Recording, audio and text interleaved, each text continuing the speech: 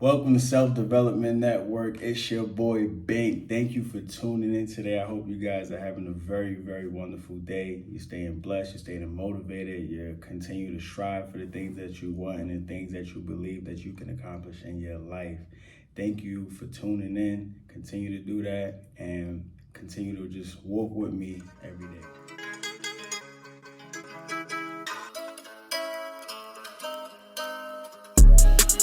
Feel so good when I wake up and I count cake. I was down on my ass, but I came up. I remember those days. Everywhere I go, they snapping pics like that's my babe. If you would've told me be like this, I'm like, no way. Look at me now. Today's topic is about the power of habit. It is a book that I had on audio, and while I'm at work, I will listen to it over and over again because it's very insightful and it helps you get a different perspective of things when you reanalyze it. It's not so much about overthinking too much, and it's not so much about overanalyzing either. But when you have something significant on your mind, it is very good to go back and try to see it from different angles each time that it pops up in your head. Well, that's what I do at least. I'm about to be 33 years old and I have a lot of life experience that I can give to people. What is a habit? A habit is something that you do repeatedly, something you do through routine and repetition, and that's how you create a habit. And majority of these habits, the way they are formed, it naturally comes from something that normally makes us feel good.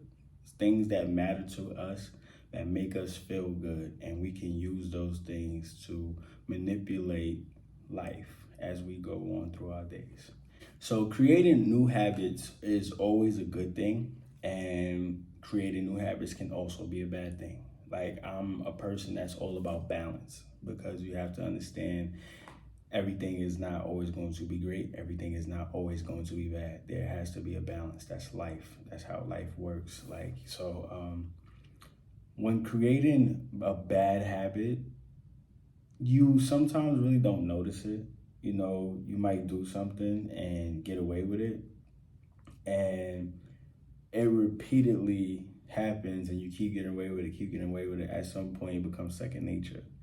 Just like a good habit, So the mind doesn't always know right from wrong. It just knows where that attention is going. So creating habits all depend on you, the things that make you feel good, the things that you like, the things that you do, the things that make you feel comfortable. Got to pay attention to those things when we are seeking out things in life. So, a new habit, if it's good, great, keep at it. Pace yourself on it. Don't spend too much time critiquing yourself based on that habit. Just go with the flow. That's the best thing you can do in life is actually just go with the flow. You got to understand that sometimes things can happen out of order. And what I mean by that is just because someone does something a certain way doesn't mean that you have to follow them that same exact way. So one thing that I like to stress to people of when even watching my videos and other videos from people, when someone speak an affirmation, chances are that affirmation that they spoke is something that they made up that makes them feel good inside. You get what I'm saying? So it's at the same time, when it comes to, making affirmations and stuff, try not to stick to someone else's script. Stick to your own. When you stick to your own script, it will be much better because it comes off more naturally to yourself, and it's easier for your ego, your subconscious, the conscious, whatever you want to call them. It is easier for yourself to obtain that feeling and that emotion that creates that vibration. All right, so let's use this as an example.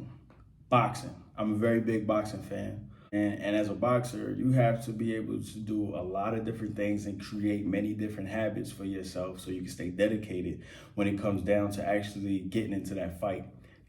Some people may look at it like, oh, it's only 12 rounds and each round is only 3 minutes. But that takes a lot for a person to endure in a time span, in that one little time span. It's a lot for a person to endure. You have to be accountable of that person throwing punches and how many punches that person is taking and actually weakening him. Is that person actually using too much energy in the early rounds, or they're using not enough energy in the late rounds? Like, you know what I'm saying? Like, you got to really like decipher those things when it comes to boxing. Like, you got to be able to pick and choose. You got to be able to just see everything for what it is. This is one of the sports I love the most because it shows a very big significance of sense of urgency. Because, you know, we always talk about living in the moment. And as a boxer, when you're actually in that fight, you gotta live in that moment, because in a split second, you cannot see a shot coming and you could be down on the ground. And you got 10 seconds to get up. If you can't get up within them 10 seconds, also, while getting up in them 10 seconds, you better be right back right here. Like, you better be focused and be able to go back out and defend yourself and make it to the end of that bell so you can get your head together. So boxing is a very good sport that you can compare life to, because like, you really have to stay dedicated, stay down every day. And the greatest boxers and the mediocre boxers, you can see them. Like, you can see who really takes that sport serious. Like, there's no, like, the thing I love about boxing so much, a lot of people are not happy with the sport because like all the mega fights don't come around as often as we want because of all the politics and stuff. You know, I understand that's business, but at the end of the day, whether or not those mega fights are coming around, you can still tell who is in it for the glory and who is just there for the money and the name. And, you know, because it just goes off their preparation, their habits, their routines that they build. Like, you know, those things really matter in that sport because it will show later on in your fight. If you're going 12 rounds and you're in that last minute and you just like swinging very sluggish and that other guy got just a little more juice than you, then 9 times out of 10, you're going to lose that fight and you're going to be on the floor. And, you know, it's all about fatigue. It's all about your stamina. Like, you know, that's why you got to pace yourself throughout everything in life. Like, when you pacing yourself and you just taking your time and you creating these small habits and you breaking these bad habits as well. And I'm going to speak on how to break a bad habit. You know, you got to be able to really get down and figure out what works for you and what doesn't. Like, look at all the habits that you have right now. Like me, for instance, right now, one of my main habits that I do, that I make sure of, is that I wake up at 5 a.m. every day. Even if I don't get straight out the bed, I just make sure I wake up at 5 a.m. I just keep that consistency no matter what. Like, even when I'm off of work, I'm not going, I wake up at 5 a.m. And it's just because no matter what, as early as I wake up, I can get more done in the day. Like, people say 24 hours is not enough. It's certainly enough. It's just all about what you do with them. And so, like, I was never like that before. Like, I'm not really a morning person. And still to this day, even though I wake up at 5, I'm not a morning person at all. I am a night owl. I can stay up all the time through the night with no problem. But now I'm like trying to reverse that, because like me staying up all night and then sleeping during the daytime is no good. So, you know, that's not going to get me nowhere. So being able to, you know, break certain habits are good, especially when you're changing them with something that's going to help you out in the long run of your life. So how to break a habit, you know, so breaking habits are very like tedious, and it's not a 1-day process. It's not a 2-day process. Let's try actually about 6 weeks to 6 months.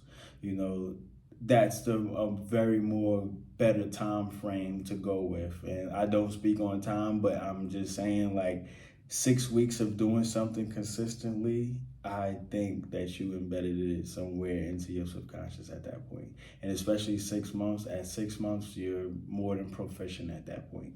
I'll speak on a bad habit that I had. When I was serving time in the military, I used to smoke cigarettes. And I never smoked a cigarette until I actually went into the military.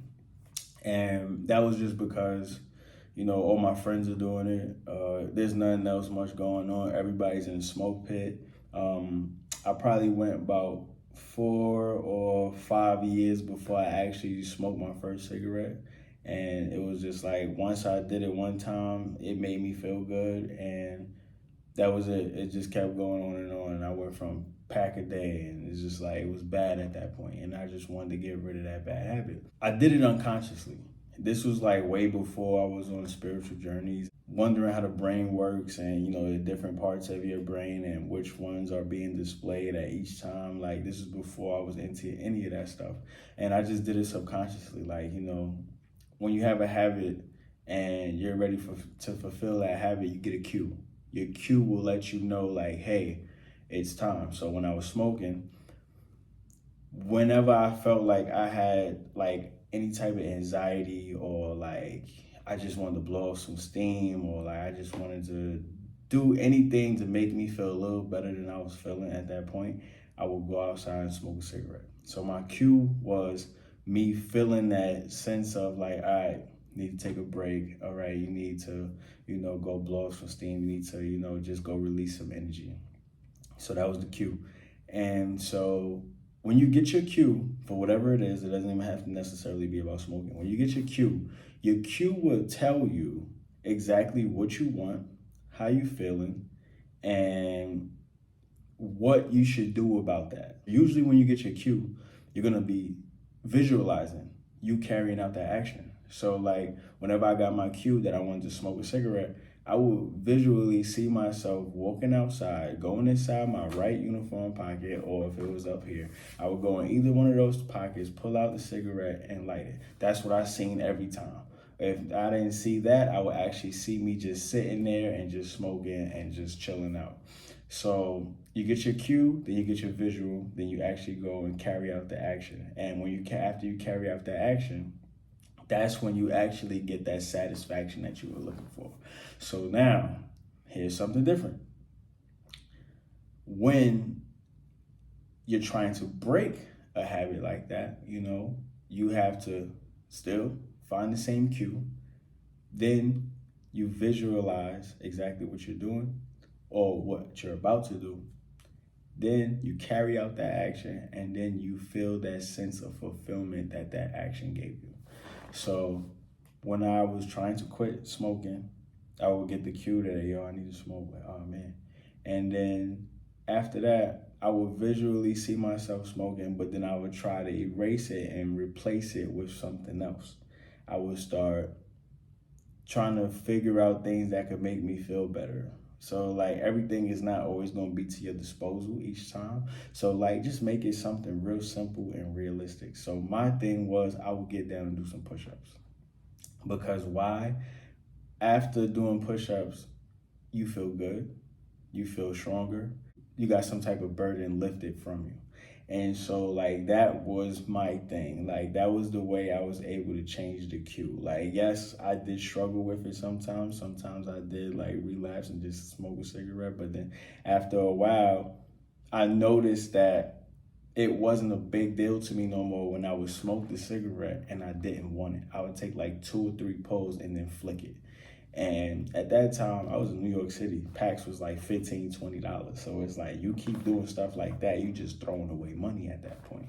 So that's when I just had it in my head like, yo, I do not need this no more. Like I reversed that thing. Always a very great thing. Like, so like I said, you watch for the cue, you visualize, carry out the action, and find that sense of fulfillment. The cue is always going to let you know exactly what you want. It's going to let you know it's a time. The cue is going to let you know it's the time to fulfill your need or your want or your desire. And then you visualize exactly what it is, whatever it is, and then carry out that action and then get that sense of fulfillment. Once you get that sense of fulfillment, you have created that habit. I just speak from experience. And if you can't speak from your own experience, then I don't know what to say. The best thing that you could do when watching videos like mine or someone else's is just reflect. Like, it's not for you to sit there Well, at least I don't sit here and expect you to look at me like some God. No, I just want you to think about these things and reflect, expand that mind, expand your brain. Your brain is so amazing and you can do so many different things with it as long as you use it. And that's what the purpose of this channel is. Self-development is all about building yourself up to gain confidence and get yourself where you want to be in life. I thank you guys for watching this video. Man, this is an amazing experience. I am happy to be back here. This is Self-Development Network. I am your boy, Bink. Safety, y'all.